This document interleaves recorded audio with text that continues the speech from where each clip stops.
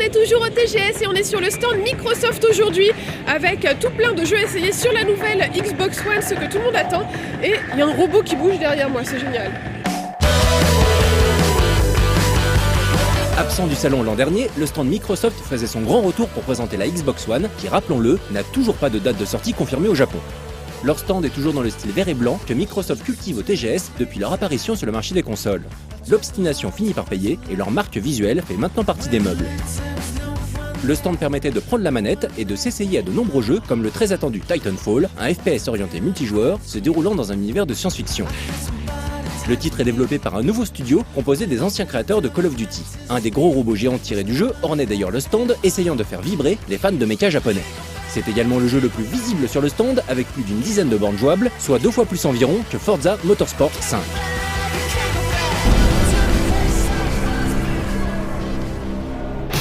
La simulation automobile était aussi présente et la démo plutôt impressionnante, mais sur les terres de Gran Turismo, l'intérêt n'était pas aussi grand qu'à l'E3 ou à la Gamescom.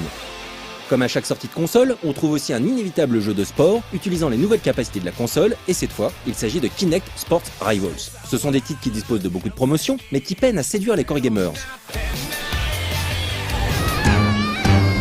On peut aussi essayer un autre jeu axé jeunes joueurs, avec Max and the Curse of the Brotherhood, qui sortira en téléchargement sur Xbox One et 360.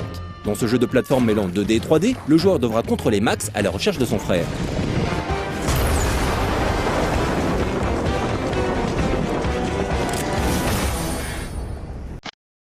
Dans un genre plus violent, on pouvait remarquer Killer Instinct sur la nouvelle console de Microsoft. Il s'agit du grand retour du jeu de combat de Rare, sorti en 1995 en arcade, puis sur Super Nintendo, qui avait réussi l'exploit d'exploser toutes les limites des combos et du mauvais goût. Difficile de dire si cette version sera rivalisée en termes de design immonde et de combos abusés. La démo présentée avait du mal à retranscrire l'outrance de son aîné.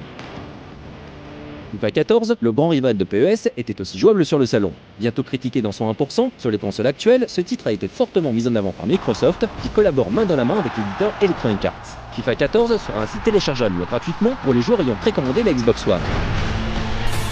Mais il y avait aussi quelques titres japonais à découvrir sur la nouvelle console de Microsoft, comme D4, ce qui signifie Dark Dreams Don't Die, un jeu d'aventure proche du visual novel conçu pour Kinect dans un style cel shading assez séduisant.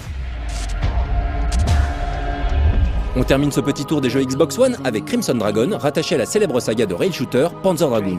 S'il avait su générer une certaine attente au moment de son annonce, la démo déçoit beaucoup, notamment au niveau des graphismes, clairement pas du niveau de la Xbox One. Un peu moins de la moitié du stand était encore consacré à la 360, et à part la compilation de Fable Collection, on ne trouvait que des titres d'éditeurs tiers, tels que Dragon Ball Z Battle of Z, Castlevania Lords of Shadow 2, Rocksmith 2014, Constant Sea et quelques autres.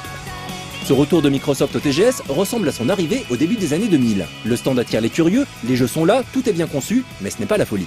Pour l'instant, la Xbox One semble intéresser les Japonais autant que ses deux grandes sœurs. C'est-à-dire que les gamers suivront pour pouvoir participer à l'expérience, mais peut-être pas le grand public. Et à moins que Sony et Nintendo arrêtent de faire des consoles, on peut penser que ça ne changera pas de sitôt.